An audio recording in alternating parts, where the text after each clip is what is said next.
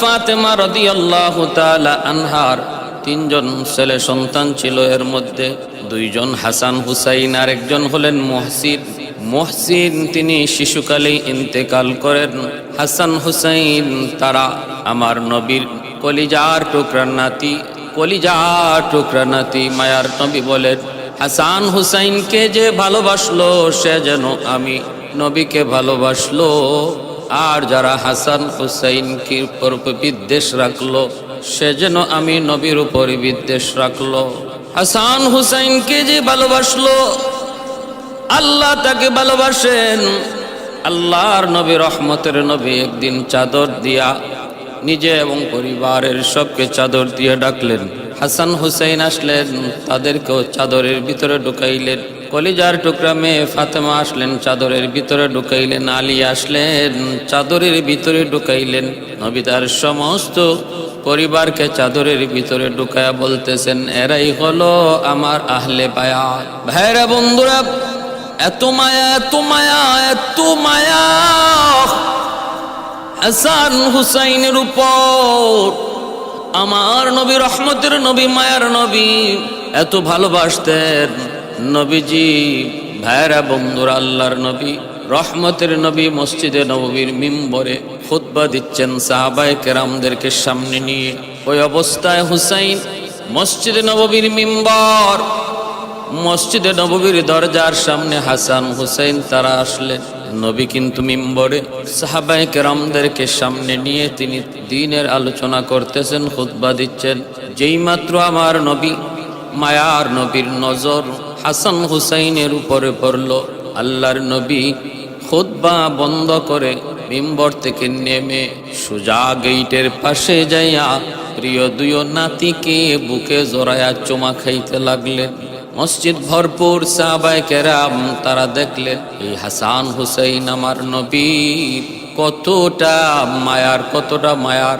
জন্মের পরেই যেই নবী নিজে আল্লাহর নবী, রহমতের নবী, তিনি তো নিজে তাহনিক করলেন। আল্লাহর নবী, রহমতের নবী, তিনি বারবার যায়া দেখতেন, চোখে কপালে চুমুকাইতেন। এই সেই কপাল, এই সেই টুট, যেই টুটে আমার নবীর হাজারো চুমা লেগে আছে। আল্লাহর নবীকে হাসান হুসাইন একদিন বলেন, নানা জান, বন্ধুরা ঘোড়া দৌড়ায়, আমাদের জন্য কি ঘোড়া কিনে দিবেন না? আমাদের জন্য কি ঘোড়ার কোনো ব্যবস্থা করবেন না? মায়ার নবী, দয়ার নবী তখন ঘোড়া কিনে দিবেন কোত্থেকে? নবীজি তখন বলতেছেন, রে হুসাইন, দুনিয়ার ঘোড়ার চেয়ে উত্তম ঘোড়ার ব্যবস্থা যদি করি তাহলে কি তোমরা খুশি নও? বলে খুশি। এই বলে আমার নবী সরওয়ারে দু জাহান রাহমাতুল আলামিন তিনি নিজে ঘোড়া হয়ে গেলেন। হাত দুটাকে সামনে দিয়া, পা দুটা জমিনে বিছাইয়া ঘোড়া হয়ে বলতেছেন, এইবার তোমরা ঘোড়ার পিঠে উঠু। হাসান হুসাইন তখন আমার নবীর পিঠে উঠলেন। আল্লাহর নবীর পিঠে উইটা তারা ঘোড়া দৌড়াইতেছেন আর বলতেছেন, এরে ঘোড়া চল। আমার নবীও হাঙ্কুট গালা দিয়ে তিনি ঘোড়ার মতোই চলতেছেন, আনন্দ দিচ্ছেন। হুসাইন বলতেছেন, নানা জান, অন্যদের ঘোড়ার তো লাগাম তাকে ডানে বামে যদি নিতে মন চায়, লাগাম ধরে টান দেয়, ঘোড়া ডান দিকে যায়, বাম দিকে যায়। কিন্তু আমরা আমাদের ঘোড়াকে ডান দিকে বাম দিকে কেমন করে ঘোরাবো? আল্লাহর নবী তখন বলতেছেন, রে নানা জান, আমি নবীর তোমাদের জন্য লাগামের ব্যবস্থাও করতেছি। আমার ডান কানটায় যখন টান দিবা তখন আমি ডান দিকে ঘুরবো, আর বাম কান দিকে যখন টান দিবা তখন আমি বাম দিকে ঘুরবো। ওই অবস্থায় তারা আল্লাহর নবীকে ঘোড়া বানাইয়া, নবী ঘোড়া হইয়া দোনো নাতিকে সোয়ারি বানাইয়া নবীজি তাদের আবদার পূরণ করলেন। হযরত ওমর দেখে ফেললেন। ওমর দেখে হেসে হেসে বলতেছেন, ঘোড়াটা কত দামি হাসান হুসাইন রে, দুনিয়ায় কত রকমের ঘোড়া আছে কিন্তু তোমাদের ঘোড়াটা কত দামি তোমরা জানো না। নবী তখন বলতেছেন, ওমর, ঘোড়াটার দাম শুধু তুমি বুঝলা, কিন্তু ঘোড়ার সওয়ারির দামটা বুঝলা না।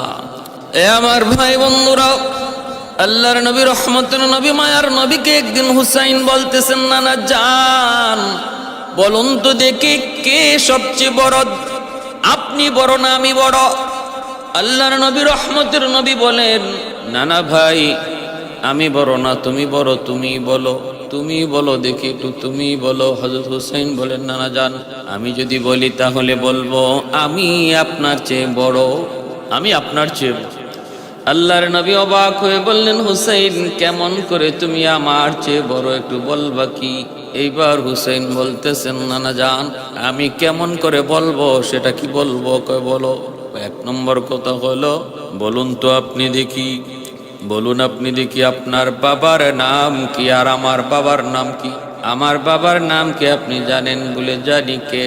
আমার বাবার নাম কি একটু বলেন। নবী বলেন, তোমার বাবার নাম হলো শের খুদা আলী, যার উপাধি ছিল হায়দার। শের খুদা আলী তোমার বাবা। হুসাইন বলতেছেন, নানা জান তাহলে একটু বলুন আমার বাবা আলী আর আপনার বাবার নাম কি? বলে আমার বাবার নাম হলো আব্দুল্লাহ। ও নানা জান আপনার বাবা আব্দুল্লাহকে দুনিয়ার কয়জন মানুষ চিনে? জিজ্ঞেস করা হয় যদি কেউ কেউ চিনবে, কেউ চিনবে না। স্মরণে রাখবে কয়জন, তার নাম ইতিহাসে থাকবে কেমন করে। কিন্তু আমার বাবা আলীকে চিনে না কে? আরবের জমিনে এমন কোনো মানুষ নাই যারা আমার বাবা আলীকে চিনে না, আমার বাবা আলীর বীরত্ব সম্পর্কে জানে না। যদি বাবার দিক দিয়ে তুলনা করা হয় তাহলে আপনার বাবার চেয়ে আমার বাবা অধিক বড়। আল্লাহর নবী বললেন, বুঝলাম, তারপরে বলো। বলো গো নানা জান এবার বলুন আপনার মায়ের নাম কি? বলে আমার মায়ের নাম হলো আমিনা। নানা জান তাহলে আমার মায়ের নাম জানেননি? আমার মায়ের নাম হলো খাতুনে জান্নাত ফাতেমা রাদিয়াল্লাহু তাআলা আনহা। আমার মার মর্যাদা সম্মান আপনি জানেননি? আমার মা হলো সাইয়্যিদাতু নিসাই আহলিল জান্নাহ। আমার মা হবেন জান্নাতের সকল মহিলাদের সরদারিনী। আমার মা তিনি হলেন রাহমাতুল আলামিনের কলিজার টুকরা মেয়ে। আমার মা হবেন জান্নাতের সকল মহিলাদের সরদারিনী। আমার মা যখন হাসরের মাঠে তিনি জান্নাতে যাবেন, আল্লাহ পাক রব্বুল আলামিন সমস্ত হাসরবাসীকে বলবেন, গদ্দু আবসারাকুম হাত্তা দাখালাত ফাতিমা বিনতে মুহাম্মাদ ইলাল জান্নাহ। আমার মা যখন হাসরের মাঠে জান্নাতে যাওয়ার জন্য রওনা দিবেন, সেদিন নাকি আল্লাহ পাক বলবেন, এর হাসরবাসী দুনিয়ার মানুষ চক্ষুটা নিচের দিকে নিয়ে নেও, কারণ সামনে তাকাইও না। আমার নবীর কলিজার টুকরা মেয়ে ফাতেমা জান্নাতে যাইতেছে, সবার চোখ নত করে নাও। আমার মার এত মর্যাদা, এত সম্মান, যেই মা জান্নাতের সব মহিলাদের সরদারিনী, আর আপনার মারে কয়জন মানুষে চিনে? কয়জন? জিজ্ঞেস করলে কেউ বলবে চিনি, কেউ বলবে চিনি না। তাহলে মায়ের দিক থেকে যদি তুলনা করা হয়, আমি আপনার চেয়ে বড়, আপনার মার চেয়ে আমার মা অনেক বড়। আল্লাহর নবী রহমতের নবী এবার বলেন, ভাইরে বুঝলাম তো, এরপরে বলো। বলে এরপরে নানা জান, এরপরে হলো আপনার নানার নাম কি একটু বলতে পারবেননি? আল্লাহর নবী বলেন, আমার নানার নাম হলো অমুক। ও নানা জান আপনার নানাকে কয়জন মানুষ চিনে? কয় চিনি না। কিন্তু আমার নানার নাম আপনি জানেননি, আমার নানার পরিচয় আপনি জানেননি। আল্লাহর নবী রহমতের নবীর চোখ দিয়ে দর দর করে অশ্রু ঝরে। হুসাইনের জন্য মায়ার নবী দোয়া করে। এত বুদ্ধি, এত বিবেক, এত সুন্দর কথা। এইবার হযরত হুসাইন বলতেছেন, নবীর কুলে থেকেই বলতেছেন, নানা জান আমার নানা হলেন রাহমাতুল লিল আলামিন, সাইয়্যিদুল মুরসালিন। আমার নানা হলেন দুনু জাহানের সরদার, সরদারে দু জাহান, সমস্ত নবীদের নবী, সমস্ত রাসূলগণের রাসূল। जो नबियों का नबी हो, जो रसूलों का रसूल हो, जो नबियों का नबी हो, जो रसूलों का रसूल हो। ও নানা জান, আমার নানাকে চিনে না এমন কে?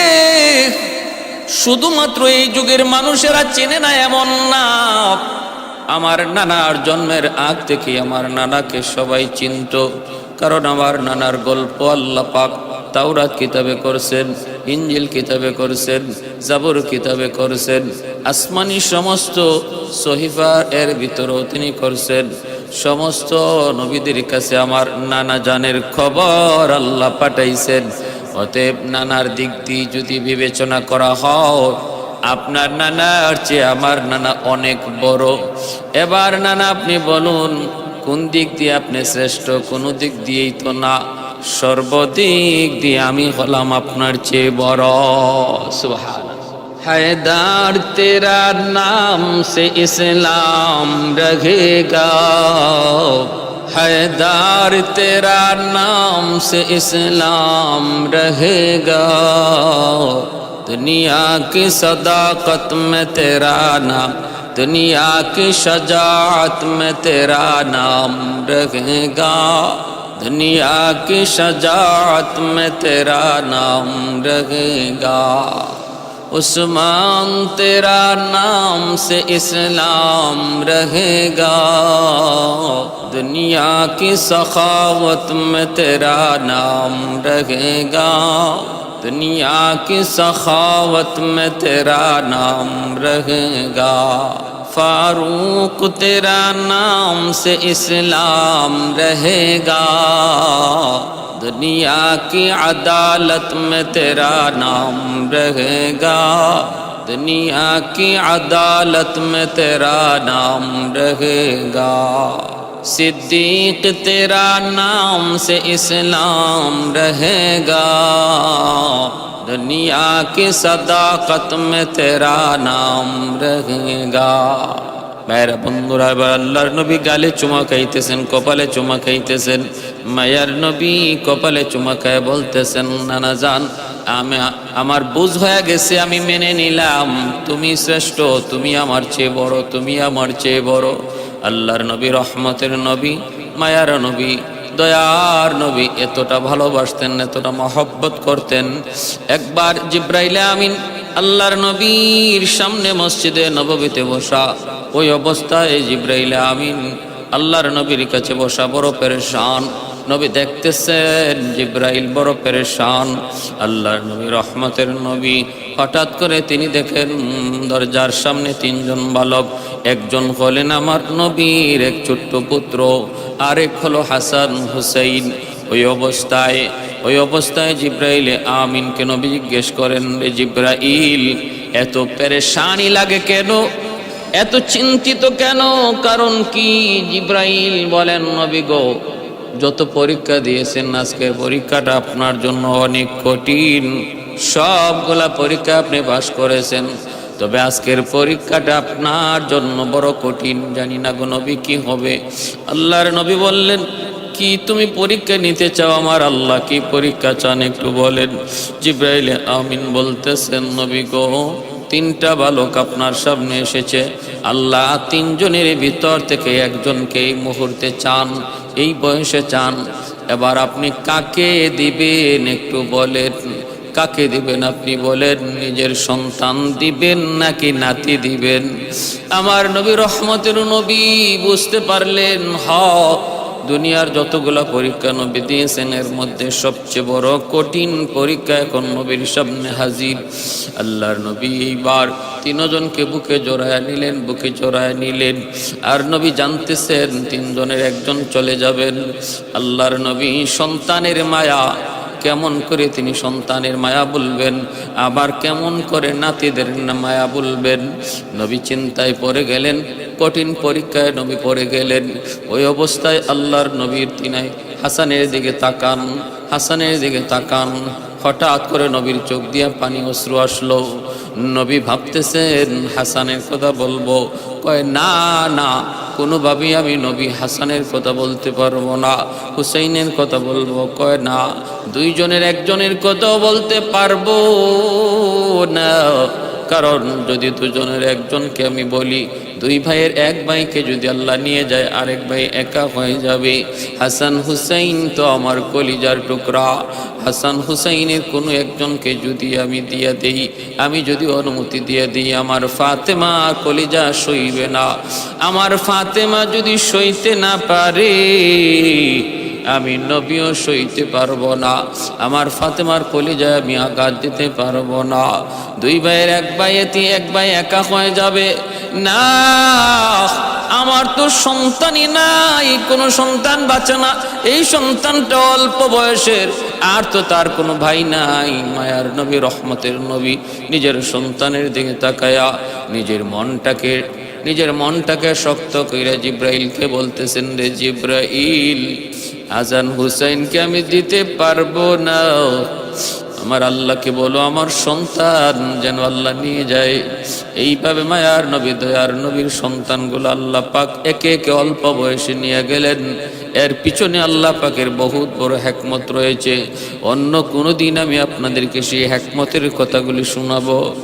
এতটা মায়া, এতটা মহব্বত, এতটা দরদ, এতটা ভালোবাসা, যাদেরকে আল্লাহর নবী জান্নাতের সকল যুবকদের সর্দার ঘোষণা দিয়েছেন।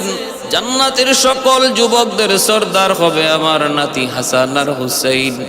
ছোট্ট বালক হুসাইন, আল্লাহর নবী দুনিয়ায় নাই। খলিফাতুল মুসলিমিন হযরত ওমর, আমিরুল মুমিনিন হযরত ওমর, তিনি তো খলিফাতুল মুসলিমিন। হযরত ওমরেরও একটা বাচ্চা আছে হুসাইনের বয়সের। খেলার মাঠে খেলাধুলা করে, খেলার তালে মাঝে মাঝে বাচ্চারা একটু ঝগড়াঝাটি করে।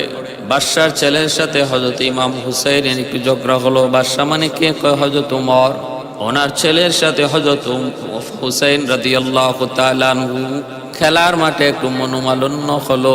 ইমাম হুসাইন খলিফাতুল মুসলিমিন, আমিরুল মুমিনিন হযরত ওমর রাদিয়াল্লাহু তাআলা আনহুর ছেলেকে একটা গালি দিলেন। গালিটা ছিল, এরে গোলামের ফুত গোলাম। গোলামের ফুত গোলাম বলেছেন। সাথে সাথে ওমরের ছেলে দৌড়ে বাবার কাছে চলে আসলো, এসে নালিশ দিল, বাবা, হুসাইন আমাকে গোলামের ফুত গোলাম বলেছে। শুধু আমারে গোলাম কয় নাই, তোমারও গোলাম বলেছে। আমি এর উপযুক্ত বিচার চাই। হযরত ওমর ফারুক রাদিয়াল্লাহু তাআলা আনহু বললেন, ঠিক আছে, শান্ত হও বাবা, এর যথাযথ বিচার হবে, উপযুক্ত বিচার হবে। কারণ আমি উমরের আদালত হলো ইনসাফের আদালত। আমার আদালতে কখনো অবিচার হয় না, অন্যায় হয় না। টেনশন নাই, বিচার হবে, 100 বিচার হবে। ঢোল পিটায় বলে দাও আগামীকাল দরবারে হুসাইনের বিচার হবে। হুসাইনের বিচার কিসের বিচার? হুসাইন আমার ছেলেকে গোলামের ফুত গোলাম বলেছে, এর বিচার হবে। ঢোল পিটায় মদিনার অলিতে গলিতে জানায় দেওয়া হচ্ছে হুসাইনের বিচার। হযরত আলী রাদিয়াল্লাহু তাআলা আনহুর কানে যখন এই আওয়াজ পৌঁছলো, তিনার মাথার উপরে যেন আসমান ভেঙে পড়লো। হায় হায়, হইল কি, ঘটনা কি? কাল তো আমার সন্তানের না জানি কেমন বিচার হয়, আর আমার ইজ্জতিতে বা থাকবে কদ্দূর। ভাইরা আমার, হযরত আলী দৌড়ায়া খলিফাতুল মুসলিমিন, আমিরুল মুমিনিন হযরত ওমর ফারুক রাদিয়াল্লাহু তাআলা আনহুর দরবারে যায় হাজির হয়ে ডাক দিয়ে বলতেছেন, গো আমিরুল মুমিনিন, আমার সন্তান হুসাইনের পক্ষ থেকে আমি মাপ চাই, আমাকে মাফ করে দেন। হযরত ওমর বললেন, দোষ করবে একজন, ক্ষমা চাইবে অন্যজন, এটা ইনসাফ নয়। আমার আদালতে ইনসাফের বিচার চলে রে আলী, তুমি চলে যাও। এইবার আলী বলেন, তাহলে যদি আপনি বলেন হুসাইনকে আমি নিয়ে আসবো, সে আপনার কাছে ক্ষমা চাইবে। হযরত ওমর বলেন, আলী শান্ত হও, আমি বিচার ডেকেছি, সালিশ বসাই, তারপরে বিচার হবে, তারপরে বিচার। যেহেতু ঘোষণা দিয়ে ফেলেছি, লোকায়া একা একা শেষ করার কোনো সুযোগ নাই, আদালতের বিচার হবে। হযরত আলী যত অনুরোধ করেন ওমর মানেন না। ওমর বলেন, আলী আমি তো বারবার বললাম তুমি চলে যাও, আগামী কাল হুসাইনকে নিয়ে তুমি আদালতে হাজির হবা। সেখানে ইনসাফের বিচার হবে, ইনসাফের সাথে বিচার হবে। আলী রাদিয়াল্লাহু তাআলা আনহু ব্যর্থ হয়ে তিনি চলে আসলেন, হুসাইনকে যেন একটু গালমন্দ করলেন। হুসাইন, কেন তুমি এমনটা বলছো? কয় বাবা বলছি তো বলছি, এখন কি করতে হবে? কয় কাল তো বিচার, তুমি একটু কথাটা ঘুরায় বইল, অথবা তুমি বইল আমার ভুল হয়ে গেছে। আলী বলেন ঠিক আছে, আমি দেখবো কি বলা যায়, অসুবিধা নাই, আপনি টেনশন করবেন না। দরবারে মানুষজন উপস্থিত, মদিনার মানুষ হাজির হয়ে গেল। আজ বুঝি নবীর কলিজার টুকরা হুসাইনের বিচার হবে উমরের আদালতে। মদিনার মানুষ আদালতে হাজির হয়ে গেল বিচার দেখার জন্য। আর বন্ধুরা, ওই অবস্থায় হুসাইনকে নিয়ে আলী রাদিয়াল্লাহু তাআলা আনহু তিনি দরবারে হাজির হলেন। বিচার বসে গেল, সালিশ বসে গেল। অসংখ্য গণিত মানুষ দেখার জন্য হাজির। ওমর ডাক দেয়া বলতেছেন, তার ছেলেকে বলো তো বাবা, তোমারে হুসাইন কি বলেছে? ছেলে বলতেছে, বাবা আমাকে হুসাইন বলেছে গোলামের ফুত গোলাম, গোলামের ফুত গোলাম। এই কথা বলা মাত্রই হযরত ওমর বলতেছেন, হুসাইন এবার তুমি বলো কি বলছো? সে যা বলতেছে তা সঠিক না মিথ্যা, সত্য না মিথ্যা? হযরত আলী রাদিয়াল্লাহু তাআলা আনহুর মনে মনে ছিল, হুসাইন যদি একটু বলতো যে না কথাটা এমন না, একটু ঘুরায় যদি বলতো। সাহাবায়ে কেরামের মনের ভিতরও এমন তামান্না ছিল, হুসাইন যদি বলতো না কথাটা এমন ছিল না, একটু ঘুরায় যদি বলতো, একটু ঘুরায় যদি বলতো, সবাই মিলে আমরা খলিফার কাছে সুপারিশ করতাম। আলীও মনে মনে এমনটা ভাবতেছিলেন, কিন্তু সকলের ভাবনাকে ধ্বংস করে দিয়া হযরত হুসাইন রাদিয়াল্লাহু তাআলা আনহু তিনি ডাক দিয়া বললেন, আমিরুল মুমিনিন, আপনার ছেলে যা বলেছে সত্য বলেছে। আমি আপনার ছেলেকে গোলামের ফুত গোলাম বলেছি। হযরত ওমর কেমন গরম সাহাবী, এমন গরম। নবী বলেন, আমার উমর যে রাস্তা দিয়ে যায় ওই রাস্তা দিয়ে শয়তান আসে না, শয়তান উমরকে ভয় পায়। যদি আমি কোনোদিন ওমরের সামনে পড়ে যাই, খোলা তলোয়ারের নিচে দ্বিখণ্ডিত হয়ে যাব। এতটা ভয় পাই তো রাজ্যের মানুষ, শয়তান সহ সব। আল্লাহর নবী বলেন, সবার সাথে শয়তান আছে, কিন্তু আমার উমরের সাথে নাই। নবীকে সাহাবীরা জিজ্ঞেস করেন, নবী গো আপনার সাথেও কি শয়তান আছে? নবী বলেন, হ আমার সাথেও আছে, তবে আমার সাথে যে শয়তান আছে সে মুসলমান। একটা দুধওয়ালা মদওয়ালা, মদ বিক্রি করতো, মদের ব্যবসা করতো, মাথার মধ্যে কলসে মদ নিয়া বাজারের দিকে যাইতেছে, আর ভয়ে কাঁপতেছে, হায়রে কোথায় জানি, কোন জায়গায় জানি ওমরের সাথে দেখা হয়ে যায়। আল্লাহ তুমি আমাকে ওমরের হাত থেকে বাঁচাইও। মাথায় মদ, আল্লাহরে ডাকে উমরের ডোরে। কিন্তু কথায় আছে না, যেখানে বাঘের ভয় সেখানে কি হয়? রাত হয়। যার ভয়ে ভয়ে সে যাচ্ছে, হঠাৎ করে তাকায় দেখে সেই উমর তার সামন দিক দিয়ে আসতেছে, হাতে তলোয়ার থাকতো খোলা। দেখা মাত্রই ওই মদওয়ালা মানুষটা চিন্তায় পড়ে গেল, কাঁপতে শুরু করলো। রাস্তার কিনারা দিয়ে কোন রকম বাঁচার চেষ্টা করলো, অন্যদিকে তাকায় সে যাওয়ার চেষ্টা করলো। হযরত ওমর তারিনি না ডাক না দেন, তারে কিছু না জিজ্ঞেস না করেন, এই আশায় রাস্তার কিনারা দিয়ে কোন রকম পাস হওয়ার চিন্তা করলো। কিন্তু সমানে হওয়া মাত্রই হযরত ওমর ডাক দিয়ে দিলেন, ও মিয়া দাঁড়াও। মাথায় কি, পুরা শরীরটার মধ্যে কাঁপ শুরু হয়ে গেছে। হযরত ওমরের কাছে এসে বলতেছে, আমিরুল মুমিনিন, আমার কলসের মধ্যে কি সেটা জানতে চান? বলে, হ্যাঁ আপনার কলসে কি? আমার কলসে হলো দুধ। মনে মনে ভাবতেছিল দুধ। বলার পর হযরত ওমর মনে হয় বলবেন তাহলে বাজারে চলে যাও, বাজারে টাইম শেষ হয়ে যাচ্ছে, তাড়াতাড়ি যাও। কিন্তু না, হযরত ওমর বলতেছেন, কলস নিচে নামাও, দেখি আমি দুধ না অন্য কিছু। যখনই বলছেন কলসটা নিচে নামাও, তখনই তার পুরা শরীরের মধ্যে তুফান শুরু হয়ে গেছে, তুফান। আর আল্লাহর কাছে কাঁদতেছে, মনে মনে ডাক দিয়ে কই, মালিক আজকের মতো তুমি আমাকে উমরের হাত থেকে বাঁচাও। তওবা করলাম, আমি আর জীবনে মদের ব্যবসা তো করবই না, আমি আর জীবনে হারাম পথেও চলবো না, তোমার অবাধ্য হয়ে চলবো না। আল্লাহ যত জীবন বেঁচে থাকি তোমার গোলামি করার চেষ্টা করব। আল্লাহ এই মুহূর্তে তুমি ওমরের হাত থেকে আমাকে বাঁচাও। দিলে দিলে নিয়ত করেছে, কেউ শুনে নাই, শুনছেন কে? আল্লাহ। মানুষ যা শুনে না শুনেন আল্লাহ, মানুষ যা পারে না পারেন আল্লাহ, মানুষ যা দেখে না দেখেন আল্লাহ। সব কিছুর ক্ষমতা আল্লাহর, দিলের খবর আল্লাহর আসিরি না নাই। আল্লাহু আলিমুম বিদাতিস সুদূর। আল্লাহ পাক অন্তরের খবর জানেন, দিলের খবর জানেন। দিলের খবর জাননেওয়ালা শুধুমাত্র আল্লাহ। কোনো দয়াল বাবা না, কোনো কিবলা বাবা না, কোনো খাজা বাবা না, কোনো জটা সানা, কোনো ল্যাংটা সানা, বদনা সানা, কোনো বাবাই মনের খবর জানে না। জানেন শুধু একমাত্র কেবলমাত্র আল্লাহ। আল্লাহ পাক তার অন্তরের খবর জানলেন, অন্তরে হালত দেখে আল্লাহ তার